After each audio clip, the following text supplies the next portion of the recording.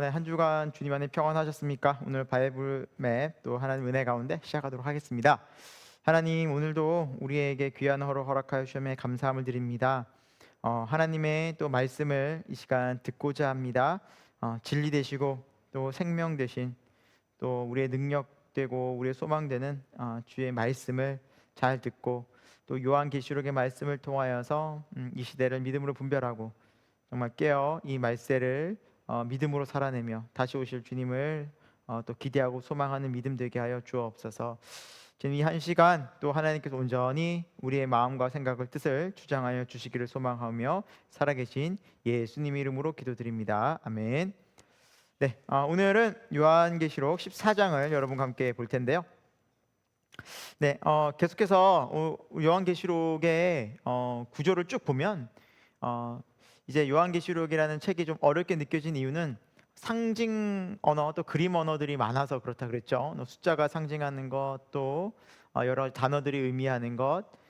하지만 이제 큰 그림에서 보자면 우리가 이 하나님의 놀라운 구원의 역사 속에서 모든 것들이 하나님은 완성되었다.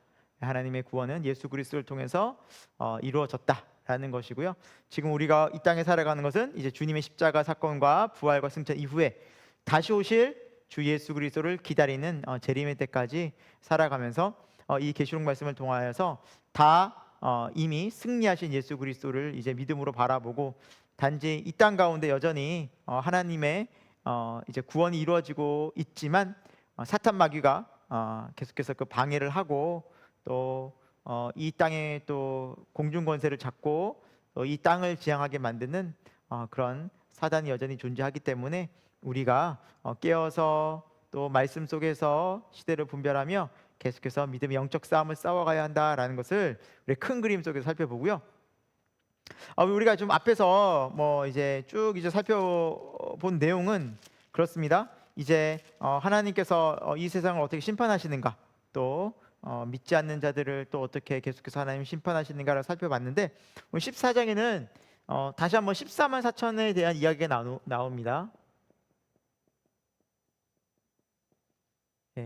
14만 4천은 이제 구원받은 하나님의 백성들을 말하고, 다시 말하면 이건 교회를 상징하는 숫자라고 말했습니다. 교회를 상징하는 숫자입니다. 그래서 물리적으로 이 숫자를 굳이 14만 4천에 끼워 맞추면 굉장히 이 성경을 오류적으로 잘못 해석하는 것이 되고요. 그렇게 해석하는 또 이단이, 신천지라는 이단이 있죠. 뭐 최근 들어서는 그것까지도 이제 좀 이들이 이제 조금 더 나아가서 14만 4천을 좀 넘게 또 보고 있는 또 상황이기도 하지만, 어쨌거나 이단들은 이 신천지가 대표적으로 14만 4천을 물리적 숫자로 생각을 했죠. 물리적 숫자가 아니라 이 숫자는 교회를 상징하는 상징적인 숫자다라는, 구원받은 자의 숫자다라는 거죠. 그 14만 4천이 시온산에 섰다라고 말하는데, 이 시온산은 예루살렘, 즉 하나님이 통치하시는 곳을 얘기합니다. 이제 믿는 자들이 하나님의 통치 가운데 있는 그 사람들이 이제 어떤 모습을 하고 있는가라는 거죠. 그들이 임하에는 어린 양의 이름, 그렇죠? 아버지 하늘 아버지의 이름을 쓴 것이더라. 그러니까 믿음이죠. 믿음의 증거죠. 믿음의 증거들이 있고요.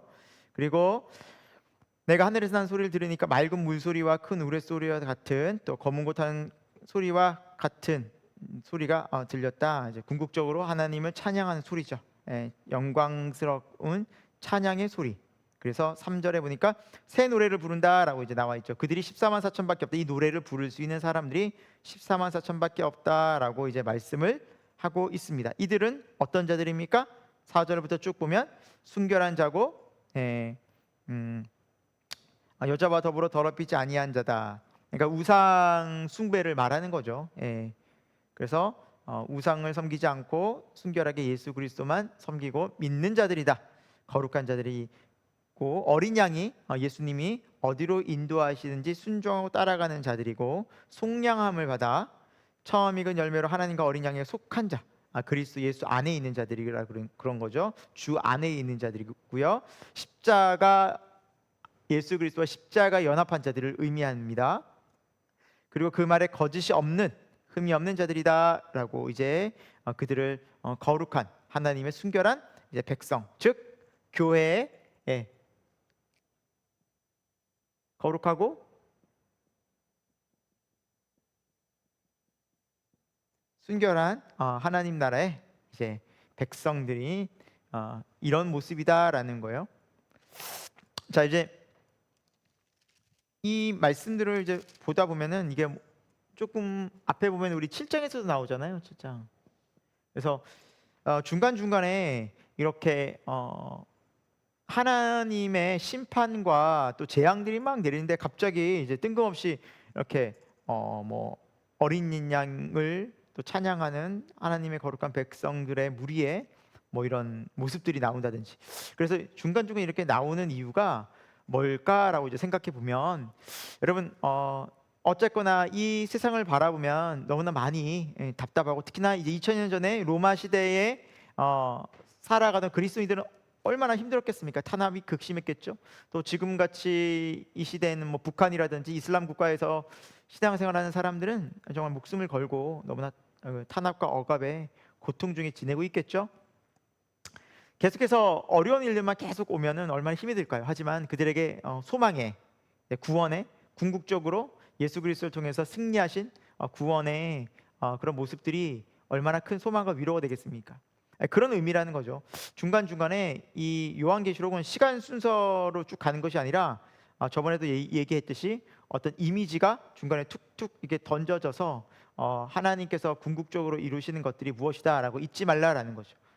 하나님께서 궁극적으로 이루시는 구원을 잊지 말라. 우리는 구원받은 자들이고 결국 하나님의 구원 속에서 영원한 찬송과 영광을 하나님께 돌릴 자들이다라고 이제 중간중간 잊지 말라라는 이제 메시지라는 것입니다. 자, 그다음 6절부터 보도록 하겠습니다. 또 다른 천사가 이제 공중에서 이렇게 이야기하고 또 나오는 장면이 나오는데요. 6절에 보니까 다른 천사가 이제 나와서 백성들에게 전할 영원한 복음을 가졌더라. 그래서 복음만이 영원하다라는 거. 복음이 무엇입니까? 하나님이 우리를 사랑하신다는 거죠. 그 사랑이 예수 그리스도를 통해서, 십자가를 통해서 나타났다라는 게 복음 아니겠습니까? 그래서 하나님 우리를 사랑하셔서 예수 그리스도 통해 구원하신 이 영원한 복음만이 우리에게 영원히 남는, 그래서 이 땅도 이 세상도 이 모든 죄도 다 심판받겠지만 예수 그리스도의 영원한 십자가 사랑 가운데 거하는 주의 백성들만 영원하다라는 거죠. 자, 7절 보겠습니다. 자, 그 심판이 때가 이제 이르렀다라고 이제 말씀하고 있죠. 자, 8절을 보면 또 다른 천사가 이제 뒤따라 오면서 무너졌도다 무너졌도다 큰 성 바벨론이여라고 이제 어떻게 보면 재앙과 심판을 선언하고 있죠. 결국 무너집니다. 무엇이 무너집니까? 큰 성 바벨론이 무너진다라고 이제 말하고 있죠. 큰 성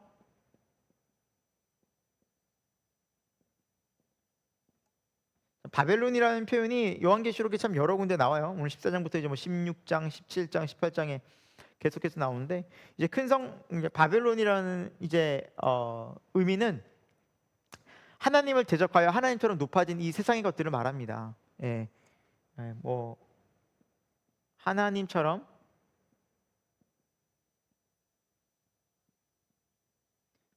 높아지려는 세상의 것들, 그걸 바벨론이라고 말 수 있는데요. 뭐 굉장히 이제 많이 있겠죠. 이게 세상 문화라든지 뭐 정치라든지 또 만약 물질이라든지 인간이 이 땅에서 추구하는 뭐 인기, 명예, 쾌락, 모든 것들이 이제 바벨론, 이 땅에 하나님 없이 스스로 높아질, 제일 근원으로 거슬러 올라가면 어떤 곳이 있을까요? 바벨탑이 있겠죠. 하나님께서 정말 어떻게 보면 이 죄의 상징인 하나님 없이 스스로 살아보려 하고 또 하나님처럼 되어보려고 하는 이 땅의 모든 인간의 교만함들을 상징하고 있고요. 결국 이 땅의 모든 그 교만한 하나님 없이 높아지려는, 또 하나님 없이 그들만의 성을 쌓는 이 성읍과 나라가 이 성이 결국 어떻게 됐다? 무너졌다라는 거죠. 그의 음행은 이제 성경에서 말하는 음행은 이제 우상 숭배를 말하는 거죠. 우상을 많이 섬기는 이 행위들은 또 하나님의 진노의 또 포도주를 결국 화를 불러 일으켜 가는 거죠. 그래서 이제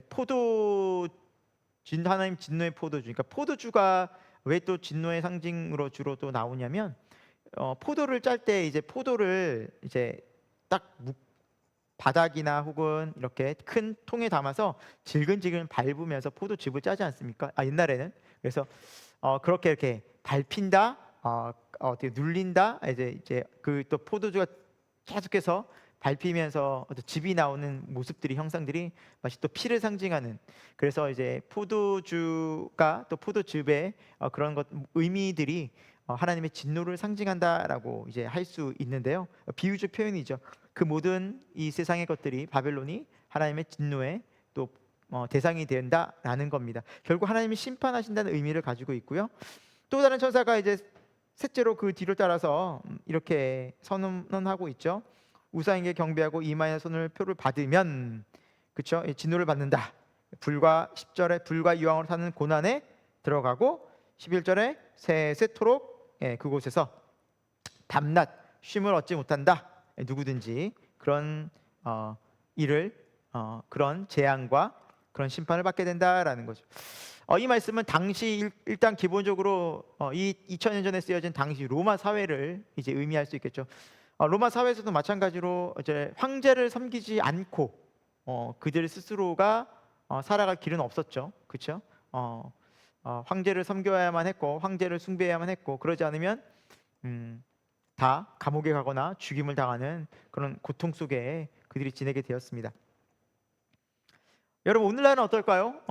또 황제 숭배가 오늘날은 없지만 마찬가지로 오늘날 여러 가지 세상의 권력과 또 물질과 또 세상의 문화와 세상에 많은 타락한 죄악들이 또 이렇게 우상처럼 또 어떤 세력화가 되어져서 우리가 많은 사람들이 또 거기에 현혹되어져 있고 하나님 아닌 다른 것들을 섬기고 있지 않습니까? 하지만 12절을 보시면 성도들은 어떻다고 나와 있죠? 성도들은 이런 큰 성 바벨론이 있는 심판이 있는 이 구조 속에서 성도는 어떻게 살아갑니까? 인내하며 믿음 지킨다. 네. 계속해서 이것이 요한계시록에서 강조되는 모습이죠. 성도들은 하나님의 계명과 예수 그리스도의 믿음 지킨다. 네. 그래서 하나님께서는 이 고난을 우리에게 허락하여 주신 이유가 있다라는 것이죠. 이 고난을 통해서 믿지 않는 자들은 계속해서 우상을 섬기게 되겠고 또 그 어려움 중에서도 성도들은 인내하며 믿음을 지킨다라는 겁니다. 자, 13절을 볼까요? 자, 이것들을 이제 계속해서 기록하는데 주 안에서 죽은 자들은 복이 있다. 주 안에서 죽은 자가 왜 죽은 걸까요? 바로 믿음을 지키다가 인내하다가, 그렇죠? 뭐 주 안에서 죽는 자들이 꼭 순교자들을 의미하는 것은 아닐 겁니다. 그렇죠? 믿음을 지키면서 우리가 이때 살면서 고난 중에 또 계속해서 믿음을 지키며 살아간 모든 성도를 의미하겠죠. 자, 이제 수고를 그치는 날이 오겠죠. 그리고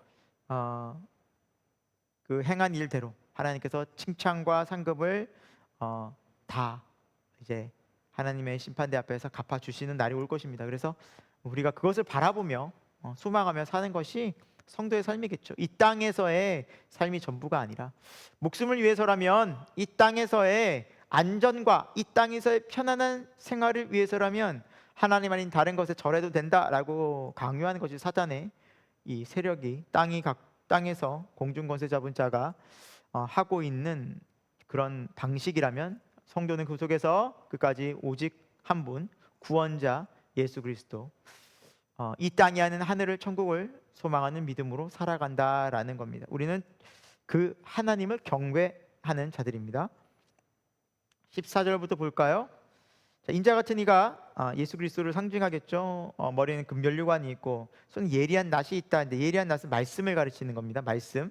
이 말씀을 가지고 이제 이 말씀의 낫을 이제 휘둘러서 땅에 이제 곡식들 추수하게 됩니다. 그래서 이제 성도들의 구원이 16절부터 나오는데 이루어지게 되는 거죠. 곡식이 거둘 이 곡식은 이제 성도들이 이제 구원받는 것을 상징적으로 의미하는 거죠. 그래서 우리가 주의 말씀 가운데 구원을 받고요. 말씀대로 주님께서는 다 이제 이루십니다. 우리 모든 죄를 용서하실 뿐만 아니라 또 우리를 구원으로 또 부활로 인도하시는 하나님의 거룩한 명령이 말씀이 분명히 성취될 것입니다. 우리는 그걸 믿고 사는 거죠. 물론 이 땅에 지금 살아가면서도 우리가 주의 말씀이 또 성취되는 것을 많이 볼 것입니다. 하나님의 말씀은 지금도 살아있고 역사하기 때문에 하나님의 말씀이 계속 구원을 이루어 가십니다. 자, 17절부터 이제 보면은, 자, 또 다른 천사가 예리한 낫을 가지고 오는데, 불을 다스리는 다른 천사가 이제 예리한 낫을 휘두른다라는 거죠.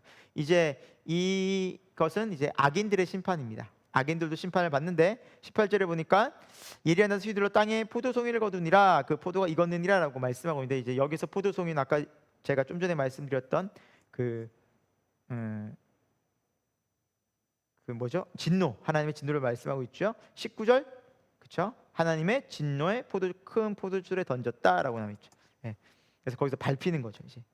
그래서 그 진노가 20절에 보니까 성 밖에 쭉 피가 이제 되어 퍼지는데, 사망과 이제 저주와 고통을 말하겠죠.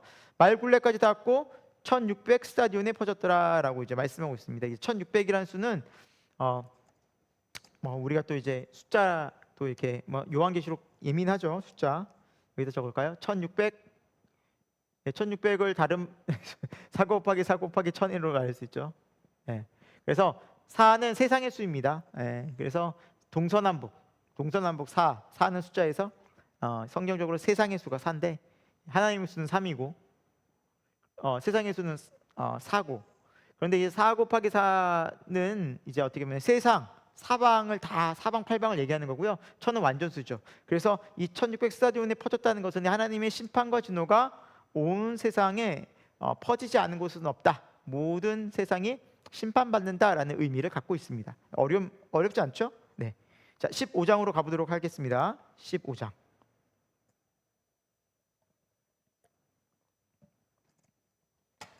이쪽에 15장 할까요? 네. 단어들을 조금 우리가 좀 이해를 하고 보시면 좀 요한계시록이 좀 더 쉽게 이해가 될 것 같아요. 15장.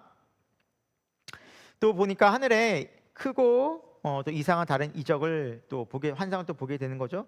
7 처사가 나옵니다. 이제 7 재앙을 이제 가지고 오는데, 이제 마지막 재앙이라는 거죠. 자, 이 마지막 재앙을 끝으로 이제 최종적으로 이제 하나님의 또 심판이 이제 마무리된다라는 건데, 제가 이제 누누이 요한계시록에서 말씀드리지만 3가지 재앙이 나오잖아요. 인을 떼고 나팔을 불고 대접을 불고, 그리고 그것이 7개로 구성되어 있고 3번 나오고, 그러니까 이것이 순차적으로 이루어진다는 의미보다는 3번의 숫자는 완전 하나님의 약속이죠. 3. 그리고 7이라는 또 숫자도 완전수잖아요. 또 하나님의 완전한 진노가 이루어진다. 하나님의 완전한 진노는 반드시 이루어진다라는 것을 계속해서 점층적으로 강조하고 있다라고 보시면 될 것 같습니다. 자, 내가 보니 불이 3절에 2절입니다. 2절. 내가 보니 불이 섞인 유리바다 같은 것이 있고, 또 짐승과 그의 우상과 그의 이름의 수를 이기고 벗어난 자들이 바로 구원받은 백성이겠죠. 유리바다가에 서서도 하나님의 검은 걸 가지고 또 하나님의 종 모세의 노래, 어린 양의 노래, 구원의 노래를 쭉 부르고, 계속해서 하나님은 위대하시다, 하나님 놀라우시다, 영화로우시다, 하나님의 영광을 찬송하는 이제 부분이 또 나와요. 자, 그러면서 4절은 주께 경배하는 모습이 있다라고 이제 나와 있죠. 계속해서 말씀드리지만 심판이 계속해서 이루어지고 있고, 또 하나님의 구원이 또한 동시에 이루어져 있고, 우리는 이 속에서 살아가고 있다라는 겁니다. 항상. 그래서 이 땅에 이루어지는 이 땅에서 일어나는 지금도 많은 어려움과 고통, 우리 개인적인 문제뿐만 아니라 세상적으로도 많은 전쟁과 기근과 또 전염병, 또 세상에 많은 타락한 문화들, 죄악들이 있죠. 또 많은 나라들에서 이제 권력을 가지고 또 많은 사람들을 핍박하고, 또 그리스도인들이 고통과 많은 어려움을 당하고 있죠. 그럼에도 불구하고 하나님의 놀라운 구원은 반드시 지금도 일어나고 있으며, 궁극적으로는 그 모든 사람들이 함께 어린 양 예수 그리스도를 찬송하고 찬양하는 그 영광스러운 그 날을 맞이하게 될 것이다 그러니까 두려워하지 말고 이 구원을, 영원한 구원을, 영원한 복음을 소망하라라고 중간중간에 계속해서 메시지를 던지고 있다는 거죠. 중간중간에. 예. 꼭 기억하시기 바랍니다. 우리가 하나님의 말씀을 늘 이제 묵상하고 기억하는 이유는 주 예수 그리스도를 통해서 이루어진 구원은요 이미 다 완성이 되었습니다. 그래서 여러분 이 헬라 시대 이제 시간의 개념은 두 가지 시간의 개념이 있어요. 크로노스 시간, 카이로스의 시간이 있어요. 이제 둘 다 이 시간이라는 뜻을 갖고 있는데, 근데 어떻게 차이가 있냐면 이제 크로노스의 시간은 우리가 일반적으로 쭉 이제 흐르는 역사적 시간을 말해요. 역사적, 순차적 시간, 과거와 현재와 미래. 근데 이 카이로스의 시간은 사건적 시간이에요. 사건. 그래서 여러분들이 예를 들어 과거를 이야기할 때 어떤 사람은 뭐 시간 어릴 때부터 태어나서 몇 살 때 뭐 했고 몇 살 때 뭐 했고 몇 살 때 뭐 했고 이렇게 기억하는 사람이 있는 반면, 어떤 사람은 과거를 이야기할 때 자기 인생에 정말 중요한 사건 위주로 순서에, 시간의 순서에 상관없이 사건 위주로 이야기하는 경우가 있지 않습니까? 예. 그래서 우리가 어떤 시간을 이야기할 때는 이 두 가지 개념이 있는데, 성경에서도 이 두 가지 개념이 적절히 섞여서 이제 나오는 것 같아요. 그래서 지금은 뭐 이제 카이로스의 의미적 시간을 또 이 요한계시록에 많이 쓰는 것 같아요. 예, 그래서 중간중간에 꼭 순차적인 것이 아니라 또 중간중간에는 또 의미적인, 이런 사건적인 의미로 우리에게 구원의 의미를 또 다시 설명하고 있다라는 겁니다. 자, 그렇게 좀 이해를 하시면 좋을 것 같고요. 5절을 보겠습니다. 5절. 또 이 일 후에 보니까 하늘에 증거 장막의 성전이 열렸다. 증거 장막은 이제 하나님의 법궤가 있는 곳이죠. 예, 그리고 이것은 다시 말하면 하나님의 말씀, 즉 하나님의 통치가 있는 그곳에서 일곱 재앙을 가진 일곱 천사가 이제 나와서 대접을 이제 마지막 이제 이 세상 속에, 역사 속에 이제 그것을 쏟으려고 합니다. 자, 8절에 보니까 이 대접이 다 재앙이 마치기까지는 성전에 들어갈 자가 없다. 그러니까 결국 이 일곱 대접의 재앙이 끝나야 우리가 거룩한 성 예루살렘에 들어간다. 즉 천국에 입성하게 된다. 천국 잔치가 이루어진다라는 말씀이겠죠. 자, 드디어 이제 마지막 재앙입니다. 16장부터 보시면 일곱 대접이 나와 있습니다. 같이 한번 또 보도록 하겠습니다. 자, 하나님의 1절에 하나님의 진노의 일곱 대접을 땅에 쏟는다라고 이제 나와 있죠. 이제 공중에서 이제 땅으로, 하늘에서 땅으로 이렇게 쏟아지는 장면이죠. 이 땅에 내리는 겁니다. 첫째 천사가 이제 대접을 땅에 쏟으니까 어떤 일이 벌어집니까? 짐승의 표를 받은 사람과 우상에 경배한 자들에게 독한 종기가 있다라고 이제 말씀하고 있죠. 그래서 우상을 숭배하는 자들에게 독한 종기는 죄로 인한 고통을 말합니다. 죄로 인한 고통이 이제 임하게 된다라고 이제 말씀하고 있습니다. 그렇습니다. 이제 이 땅 가운데 우상 숭배하는 자들이 결국 계속해서 그 죄로 인해 고통을 받게 되죠. 잠깐은 즐겁고 뭐 쾌락이, 잠깐의 만족은, 육신의 만족이 있을 것 같지만 결국 우상을 숭배하는 자들은 그 우상 숭배로 말미암아 더 큰 염려와 고통과 두려움에 쌓이게 되죠. 죄의 고통이 반드시 따릅니다. 둘째는 천사가 바다에 쏟음에 거기에 죽은 자 피같이 되고 바다 가운데 모든 생물이 이제 죽는다라고 이제 말씀하고 있습니다. 바다가 상징하는 건 뭘까요? 이제 바다는 어떻게 보면은 여기서 세상에 사단의 통치 영역 안에 있는 열방을 의미합니다. 그러니까 물이 바다 덮음 같이 온 땅에 하나님의 영광이 가득하기를 원한다, 이 말처럼 이제 어떻게 보면 이제 바다가 가득한 그런 이제 물이 갖고 있는 어떤 죽음의 세력이 덮고 있는 사단의 통치가 있는 그곳에 죽음의 피를 상징하죠. 죽음의 피 같은 것이 되어서 이제 모든 생물이 죽는 큰 고통을 받았는데 이제 뭐 여기에서는 이 죽음이라는 이 자체는 더 큰 고통을 이야기하는 겁니다. 죽음과 같은 고통이 계속해서 이 땅 가운데 심판이 계속해서 하나님이 이 땅에 내린다라는 겁니다. 그래서 점점 주님 오실 때가 되면 정말 살기 고통스럽고 힘들고 그런 저주가 이 온 땅 가운데 임하게 된다라는 말씀이죠. 셋째 천사가 대접을 땅에 쏟으니 강과 물 근원에 쏟았다 해서 여기서도 강과 물 근원은 이제 어떻게 보면 악함을 상징합니다. 악함.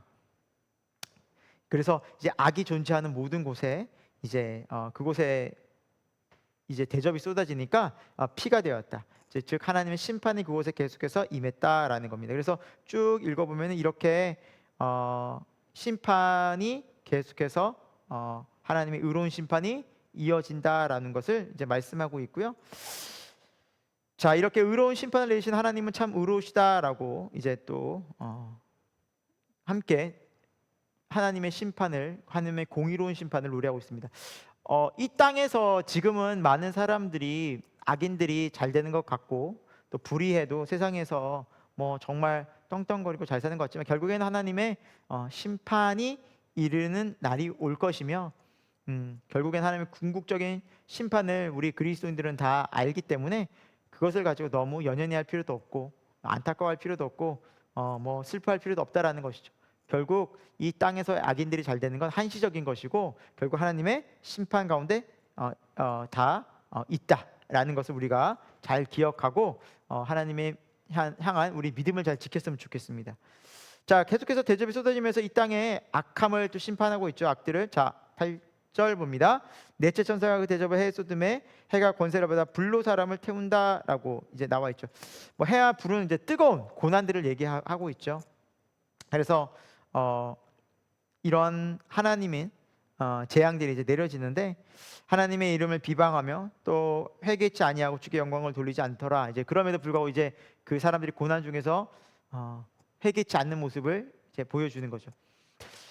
여러분, 이 땅에 사람들이 고난을 당하고 어려움을 당한다고 다 회개하는 것은 아닙니다. 하나님의 심판이 이렇게 엄연히 이 땅 가운데 있음에도 불구하고 여전히 세상이 어려움에도 불구하고 이제 하나님의 회개의 영인 성령이 임하지 않으면 사람은 더 강팍하게 되고 하나님을 저주하고 또 정말 비방하고 오히려 더 악하게 된다는 거죠. 그것이 인간의 죄성입니다. 그래서 회개할 수 있는 것도 은혜고 기회가 있을 때 우리가 주께 돌아와야만 합니다. 여러분, 은혜의 때를 놓치면 안 됩니다. 은혜의 때를 놓치면 안 되고요. 자, 10절 보겠습니다. 또 다섯째 천사가 그 대접을 짐승의 왕자에 쏟는다. 그리고 그 나라가 곧 어두워진다. 그래서 이제 짐승은 이제 세상 어떻게 보면은 악한 사단의 무리를 상징하죠. 이 세상 문화와 이 세상 세력들 얘기하는 거죠. 거기에 쏟아짐에 그 나라 곧 어두워지고 그리고 어떻게 이 어둠이라는 것은 어떻게 보면 영적 무지를 상징합니다. 어둠 아무것도 분별할 수 없지 않습니까? 이 세상의 통치, 이 세상의 악함이 지배하는 동안에는 또 그곳에 정말 이 대접을 이 심판이 계속해서 임하면 그 어둠들이 계속해서 더욱더 이 사람들을 심판으로 몰아가게 되고 이 영적 어둠에 있는 사람들은 더 깊은 죄악으로 빠지게 됩니다. 자, 보십시오. 11절. 아프고 힘든데 아픈 것 종기로 말미암아 또 하나님을 비방합니다. 회개치 않더라. 그러니까 더 큰 고통이 이제 하나님의 심판의 강도가 높아졌음에도 불구하고 그들이 더 큰 고통을 당함에도 불구하고 하나님을 더 원망하고 계속해서 회개치 않는 모습들을 보여주고 있습니다. 그러니까 이 말세가 되면 사람들이 어렵고 힘들어서 돌아올 것 같지만 그렇지 않다라는 거죠. 더욱더 사람들이 악하게 되고 더욱더 불의하게 되는 그런 시대를 우리가 마주하게 된다라는 겁니다. 여러분, 지금도 엄연히 좀 그렇지 않습니까? 악함이 정말 이 사람들이 얼마나 점점 악해져 가는지, 심지어 어린 아이들마저도 점점 더 악해져 가서 뭐 법이 따라갈 수 없을 정도로 이제 어린 아이들조차도 어린이들조차도 그 죄에 노출되는 그 죄성이 가득한 모습들을 어쩜 어린 아이들이 이럴 수 있을까, 청소년이 이럴 수 있을까라는 정도 경악할 정도의 죄들을 아이들이 짓고 있습니다. 그것은 바로 우리의 죄성이라는 거죠. 우리 인간이 얼마나 악해질 수 있는가. 그럼 어른들은 악하지 않느냐? 그렇지 않죠. 어른들도 더 이제 악의 세상의 죄악에 노출되어져 있어서 점점 죄가 가득한 그런 시대를 우리는 살아가고 있다라는 거죠. 자, 이것이 모두 다 하나님의 심판의 어떤 징조들이라는 거죠. 예, 하나님 계속해서 이 세상을 심판하시는 모습을 볼 수 있죠, 여전히. 그래서 큰 그림에서 보자면 하나님의 우리는 심판 가운데 있는 거죠. 자, 12절 보겠습니다. 여섯째 천사가 그 대접을 큰 강 유브라다에 쏟았다라고 말하고 있는데, 이제 큰 강 유브라데 강은 이스라엘의 이제 북쪽의 이제 국경 지역을 의미합니다. 그러니까 이게 상징적인 의미로 항상 이스라엘에 보면 이 유브라데 강 근처로 이제 이민족이 많이 침략을 하거든요. 그러니까 이제 악함이 계속해서 이 땅 가운데 더 깊이 몰려온다는 거죠. 넓게. 자, 13절 보겠습니다. 또 내가 보니 개구리 같은 새 더러운 영, 용의 입, 짐승의 입, 거짓 선지자 입. 이제 세 가지 입이 나와요. 예. 예. 새 영, 더러운 새 영. 예.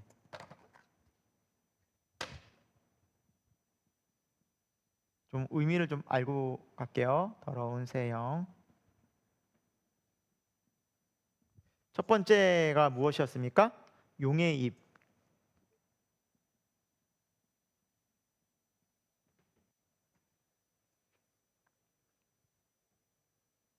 짐승의 입에서 나오고,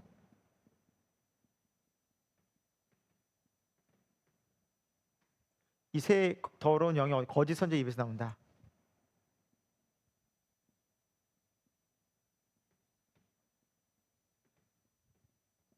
이 더러운 새 영, 그러니까 이 세상은 여러분 이제 영적으로 우리가 봐야 되는데요.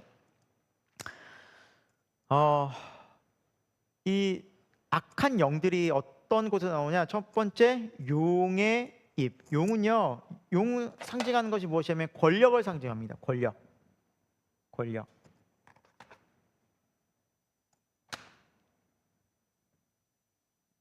어떤 권력을 통해서, 이 세상 권력을 통해서 악한 영들이 얼마든지 이 땅에 많은 사람들, 또 믿는 사람들조차도 이제 어떻게 보면은 유혹할 수 있다라는 거죠. 그다음에 짐승은 사회 제도로 의미해요. 사회 제도로 해석하면 되겠고요. 그래서 이제 사회 제도를 통해서도 이 악한 영들이 활동한다는 것이죠. 그다음에 거짓 선지자는 무엇입니까? 예. 이단이죠, 이단 사이비. 네. 거짓 종교. 그래서 여러분 그들의 입으로 통해서 나오는 잘못된 사상과 또 이념과 가치들을 의미합니다. 예.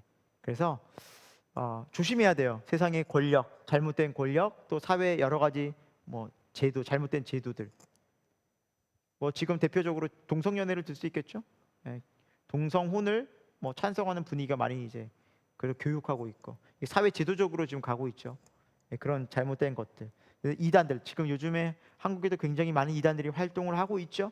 예, 뭐 우리 한국뿐만 아니라 세계 많은 곳에서 이단들이 지금 활동을 하고 있죠. 자, 14절 보겠습니다. 그들은 귀신의 영이라 이적을 행하여 또 어떻게 보면 많은 사람들을 이제 모은다는 거죠.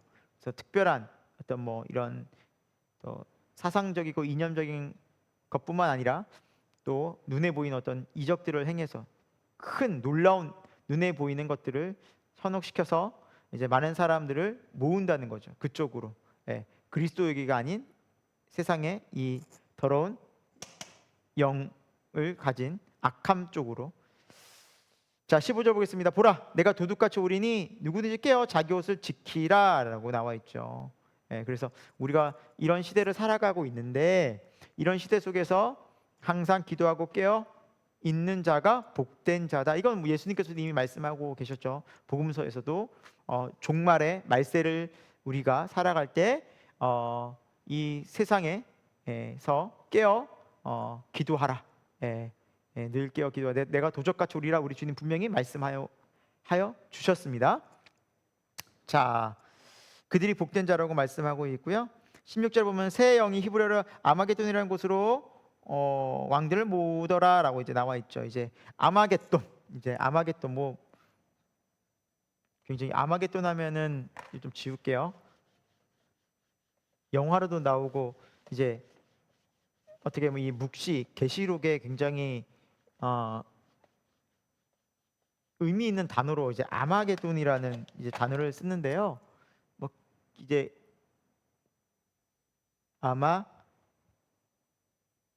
아마겟돈이죠, 겟돈, 아마겟돈. 이게 무기또라고 합니다. 무기또라고 같은 말인데,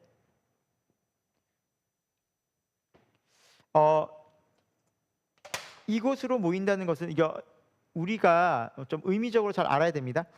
이 어떤 지명이나 이런 실제로 이제 이런 지명들을 우리가 이해할 때 뭐 이스라엘의 어떤 뭐 어떻게 보면은 지금도 이 단어를 문자적으로 해석해서 이 곳에서 이스라엘 어떤 지형적인 그 곳에 뭐 마지막에 이제 큰 전쟁이 있을 것이다라고 해석하는 사람들이 있어요.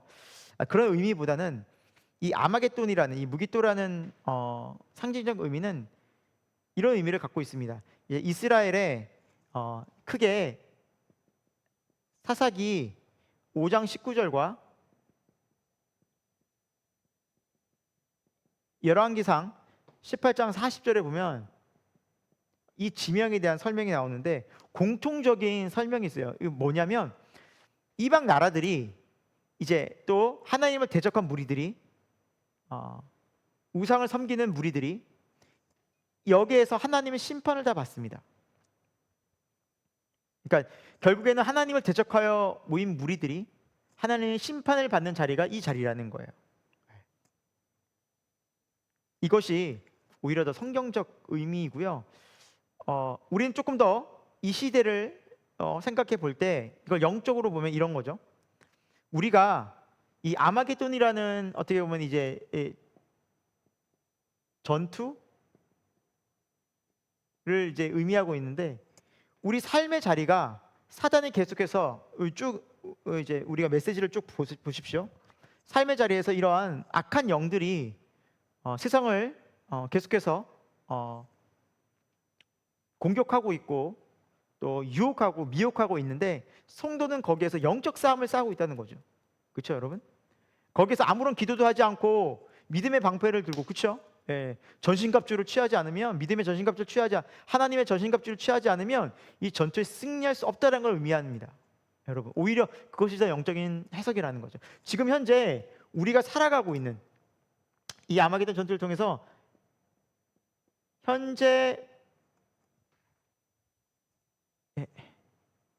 현재죠. 현재 우리가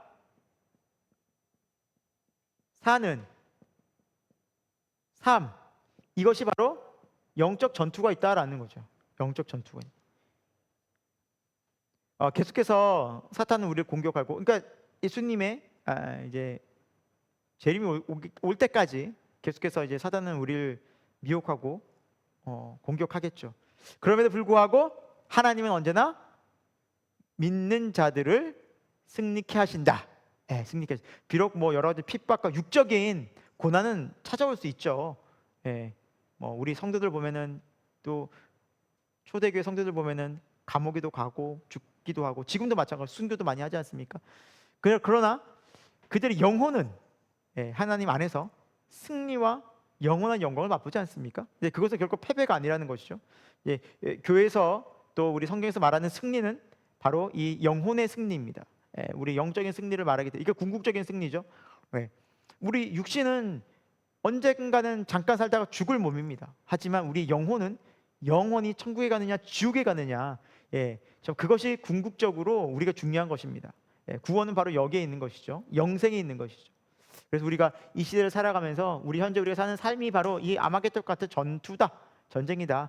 지속적으로 일어날 겁니다. 계속해서 이 땅 가운데 권력과 사회제도와 이단들이 끊임없이 이 세상을 미혹할 것입니다. 그때마다 우리가 분별하여서 깨어 있어야 된다. 영적 전투를 싸워가야 한다라는 의미를 갖고 있고요. 자, 17절 보겠습니다. 일곱 번째 천사가 대접을 공중에 쏟음에. 예, 여기서 이제 공중이라는 의미를 좀 우리가 좀 살펴보겠습니다. 공중. 예, 사단을 공중 권세 잡았다 그러잖아요. 공중 권세. 예, 공중 권세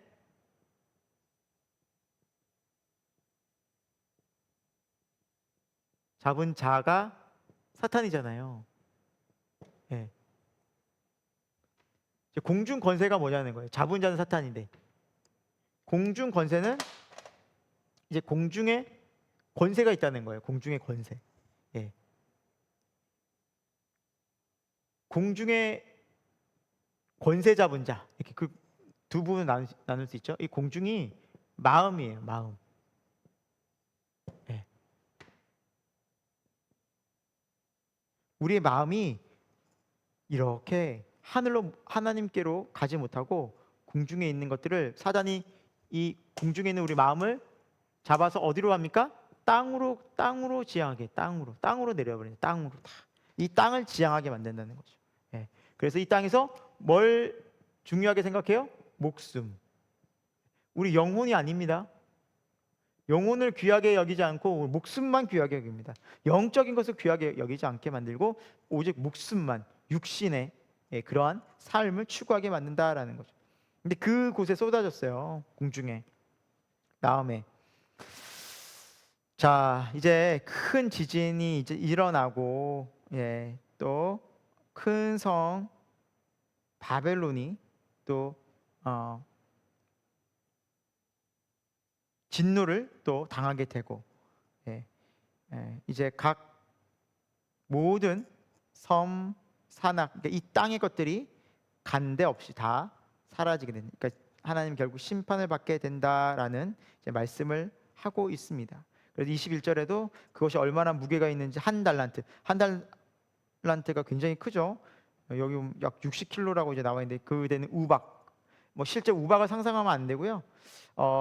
이제 그만큼 그 무게감이 있는 굉장히 무거운 심판을 이야기하는 거겠죠. 결국 우리가 이 땅 가운데서 살아가는 이 삶은 우리 이 마음을 지키는 것인데, 우리 마음이 결국 세상 가치냐? 바벨론이죠. 바벨론. 세상 가치냐 아니면 영원한 하늘 가치냐? 하늘 가치냐를 판가름하게 되는, 나누어지게 되는 때가 분명히 온다라는 거죠. 그래서 이런 재앙들을 통해서 하나님께서는 우리의 마음을 또 점검하게 하시고, 이 모든 것들이 지금 천사들이 하나님의 심부름, 어떻게 보면 하나님의 뜻을 하나하나 이루어가는 존재가 아니겠습니까? 그러면서 이 천사들을 통해서 하나님께서 이 사단의 활동들을 허락하시는 것이고, 그리고 그 사단은 계속해서 악함을 통해서 이 땅에서 정말 누가 하나님께 속한 자들이고 누가 하나님께 속하지 않은 자들인지를 명확하게 구분짓게 만드는 어떤 도구가 되는 거죠. 예. 그래서 믿음을 지키는 자는 끝까지 인내와 믿음을 지키고 결국에 하나님의 영광스러운 나라에 들어가게 되고, 그렇지 않는 사람들은 이제 이 땅에 이 사단에 종속되어져서 영원한 이 심판을 이제 받게 될 것이다라는 것이 이제 이 요한계시록 계속해서 우리에게 강조가 있는 부분입니다. 자, 여러분 어떠십니까? 오늘 좀 여기까지 하려고 하는데요. 하나님의 이 재앙들이 내리면 어떻게 보면 이 요한계시록엔 책이 되게 두려울 수 있고 무섭고, 이 시대가 참 어떻게 보면 뭐 종말 또 멸망, 심판하면 무서움만을 생각할 수 있는데 그렇지 않다라는 거죠. 이 모든 것들을 누가 허락하셨습니까? 하나님께서 천사를 통해서 허락하신 겁니다. 그리고 이 심판과 하나님의 어떻게 보면 궁극적인 이제 결말이죠. 예, 또 하나님의 의로운 공의로운 심판은 반드시 이루어질 것인데 그 도구가 바로 사탄입니다. 사탄을 통해서 또 이 세상에 많은 이런 세력들을 하나님께서 허락하시는 거죠. 하지만 이 속에서 우리 믿는 자들은 결국 신앙과 믿음을 지키며 끝까지 하나님을 바라보고, 그리고 또 그 죽음 이후에 영원한 하나님 나라에 이르게 된다라는 것이 성경의 놀라운 약속이고, 하나님께서 우리에게 이루신 놀라운 계획입니다. 여러분, 이 은혜가 저와 여러분에게 날마다 임하고 우리가 언제나 이 큰 그림, 하나님께서 우리에게 주신 구원의 놀라운 계획 속에서 감사하고 기뻐하고 매일매일 이 십자가의 길, 구원의 길, 하나님께서 이미 이루시기로 한 그 구원의 길을 믿음으로 성도들과 함께 기쁘고 찬송하며 걸어가는 주님의 귀한 백성 되기를 예수 그리스도 이름으로 축원드립니다. 기도하겠습니다. 하나님 참 감사합니다. 오늘 우리에게 하나님 말씀 허락해 주셨습니다.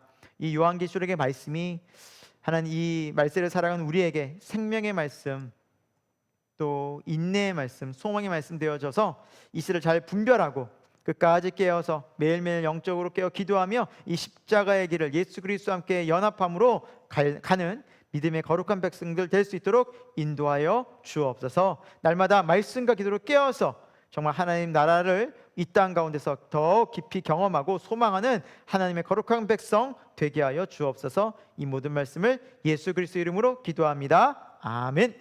네, 한 주간도 하나님 안에서 승리하시기 바랍니다. 감사합니다.